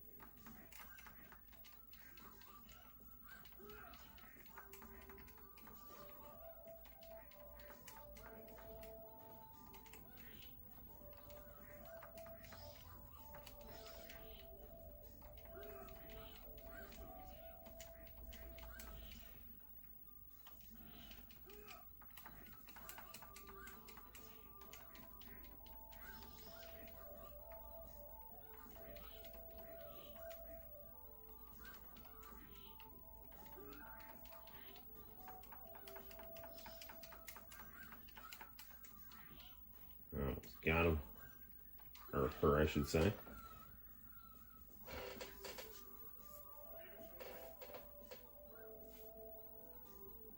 Whenever I hear you yawn, it makes me yawn, yeah. Well, it is getting pretty late, so I'll probably wrap it up after Darkstalkers. Morgan, so sexy. Succubus. Soul Feast.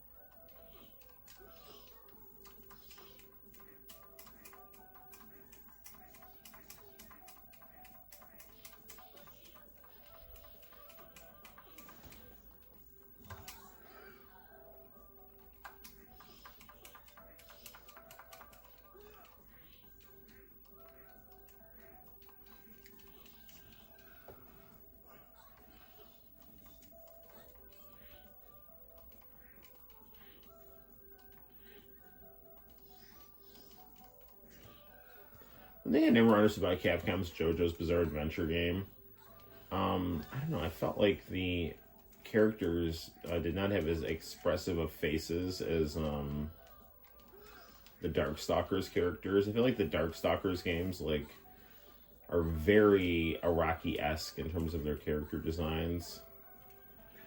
Ah, you got me. It was indeed a cheap finish.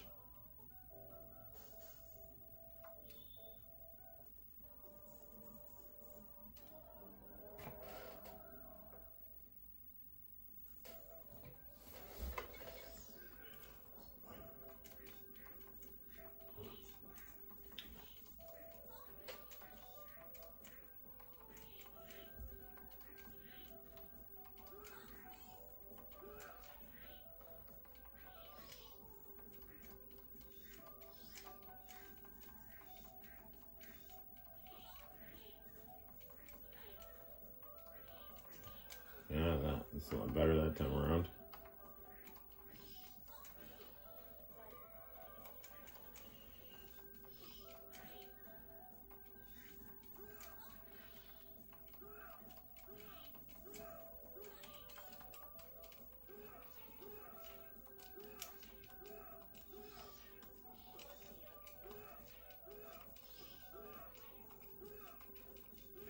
There we go. Donovan almost plays like a Samurai Showdown character. It's a very JoJo pose right there.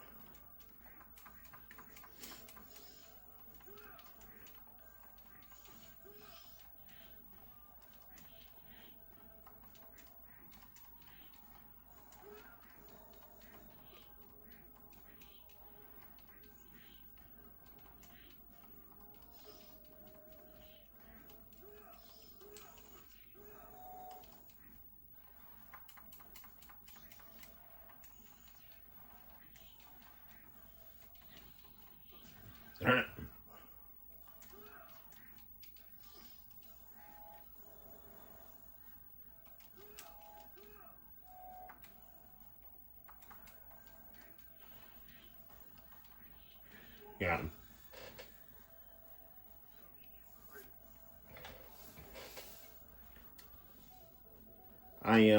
I was gonna enter this round of the silent manga contest, but I'm not gonna make the deadline, and you know, I'm just going to make the comic myself.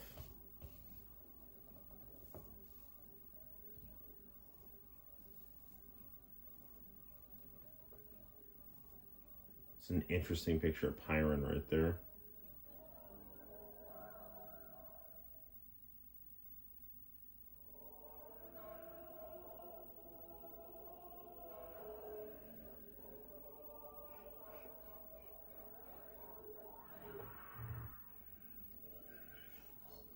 That baby in the background is very cute.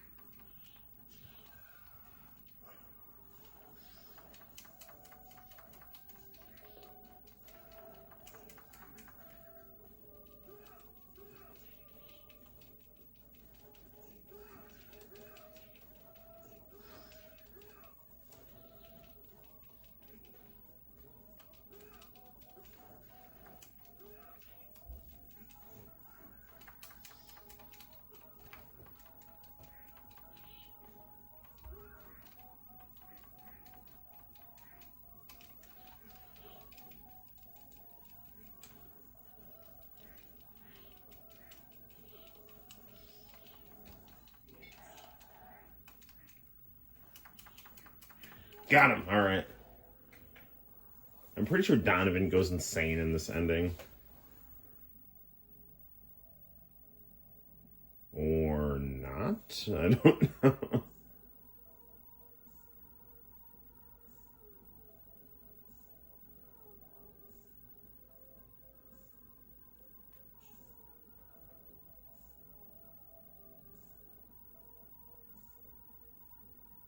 I decided to play the Japanese version, which isn't really helping me in terms of my ability to read this ending, but you know.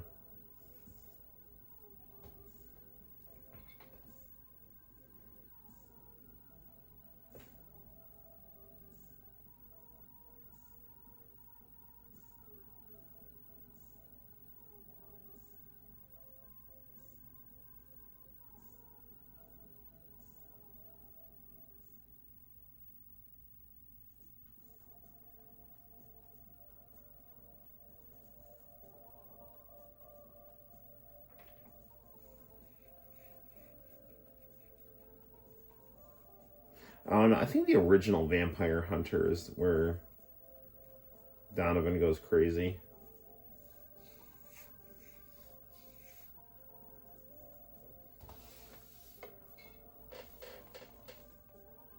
My sleep patterns are back on track. Well, that's good.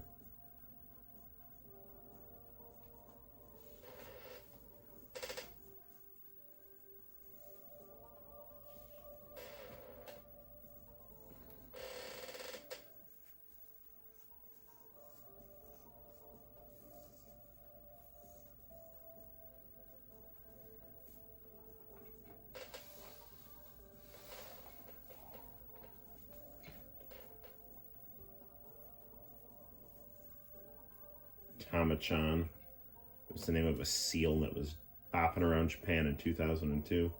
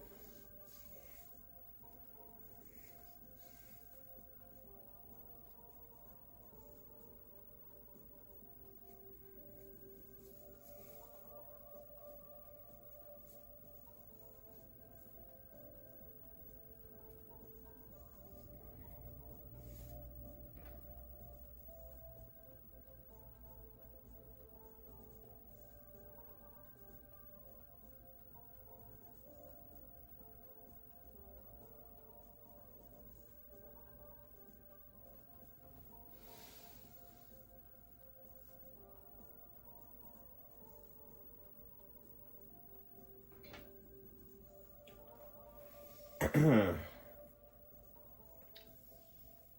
guess I didn't make the top whatever.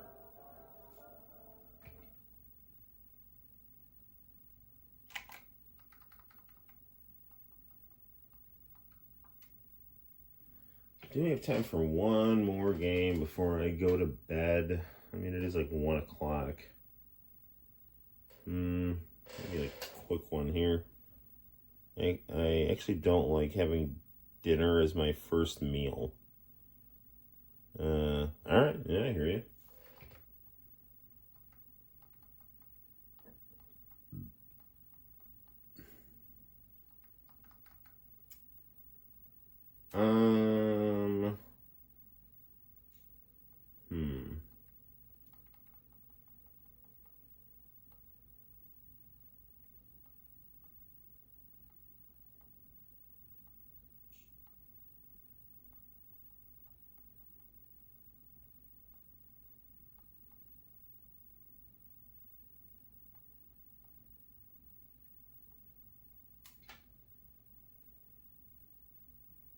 What is King of Fighters 2003 export? Alright, whatever. Let's try it out. Then this will probably be the last thing we play for the stream. Next stream, we'll try to get into some international channel tapes.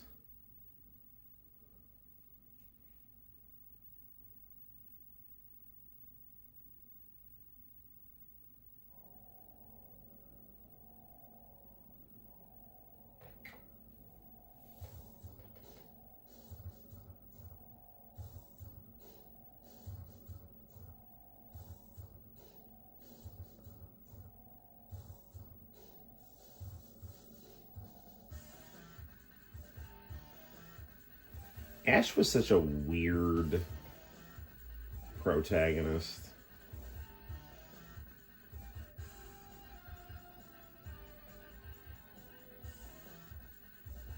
Like, Keo and Kay had a really cool look.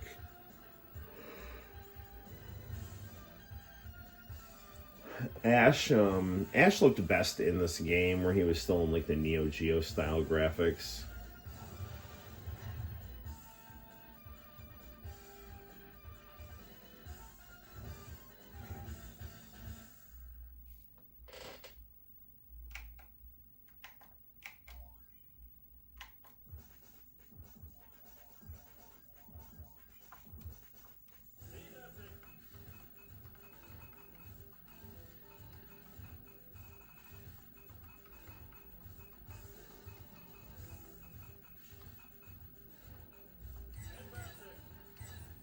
To the Mark of the Wolves theme.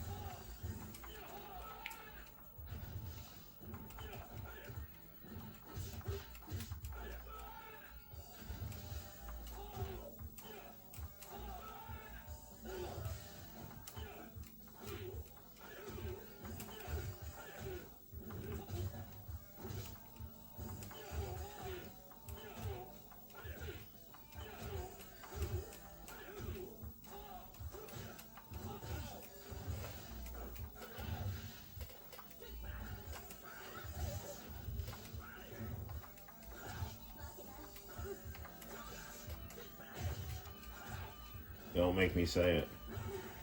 Are you okay, Busta Wolf?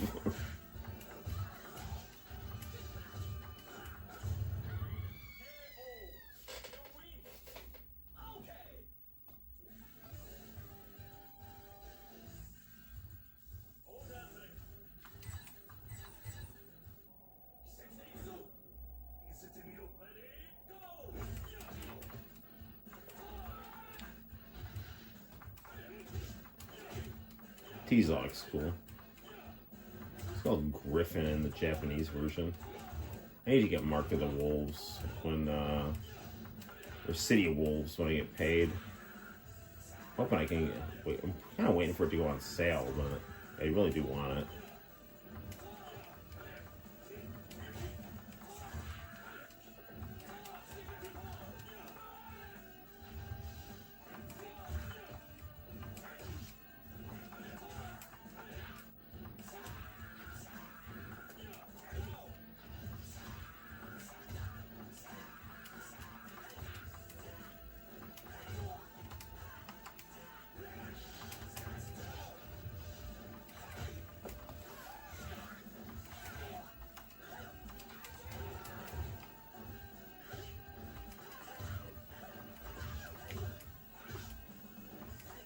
You know, it's really funny. People always said that these graphics were like, well, you know, in the early 2000s, they were all like saying these graphics were like dated and stuff, but they're so beautiful.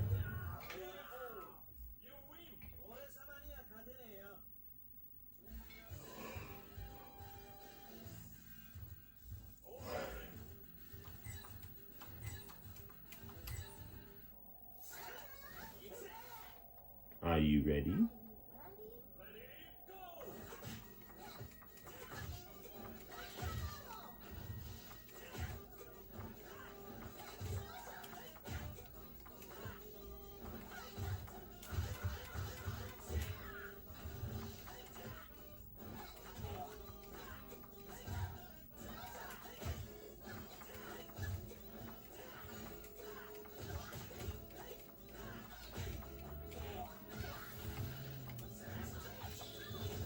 No, that's not good.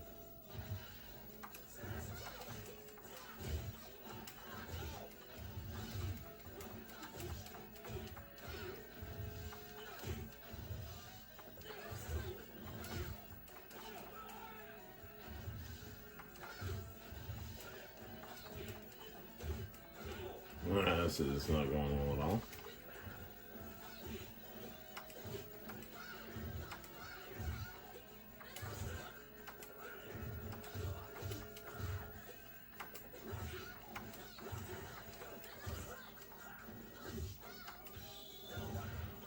What?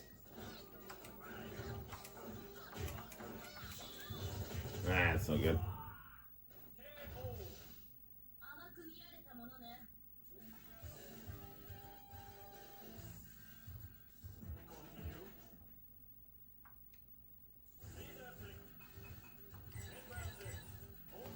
All right, we're probably gonna wrap it up a fight or two after this.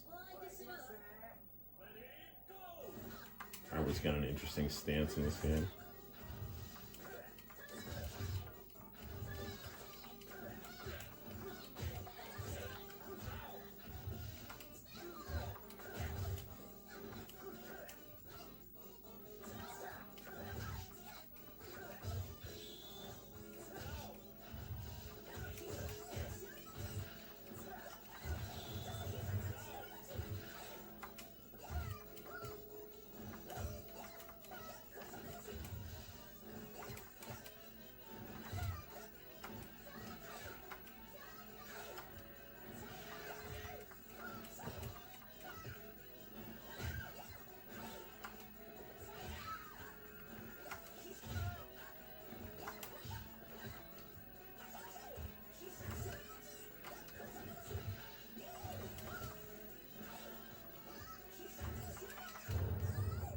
On the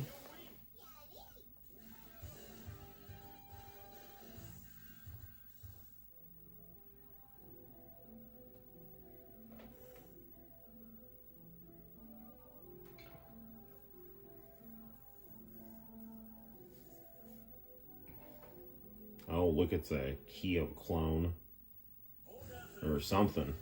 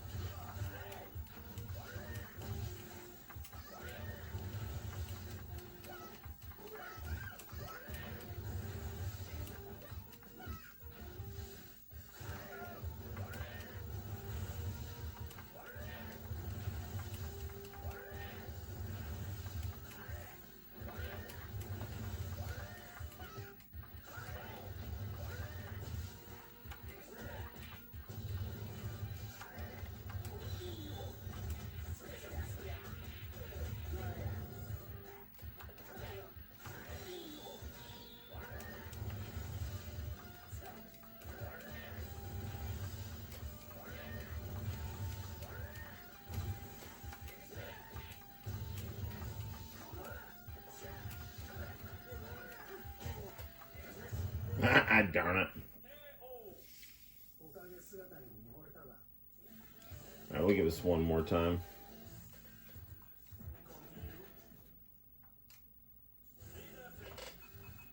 Yeah, it's harder fighting again.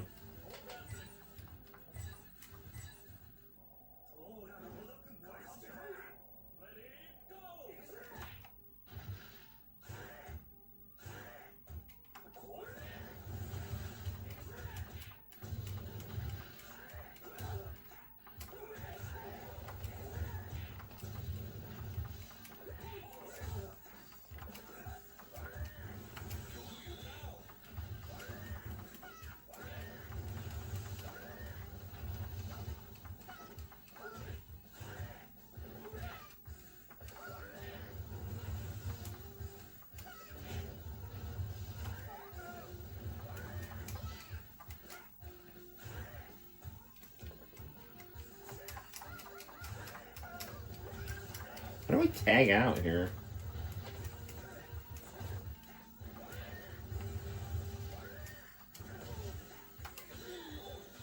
That should do it.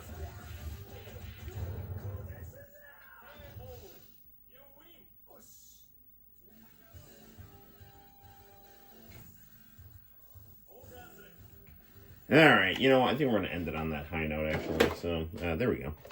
Okay, people. So there we have it. That is sort of stream for tonight. I think it's probably about ready. I should go to bed. But you know, weekend. We got a long weekend ahead of us. We might stream again tomorrow. Maybe some video game reviews. Who knows? You know. But I'll be active on the channel one way or another. At least that's what I'm planning on. So stay tuned. Thank you for hanging out, listening to my my ramblings and my hit and miss gameplay.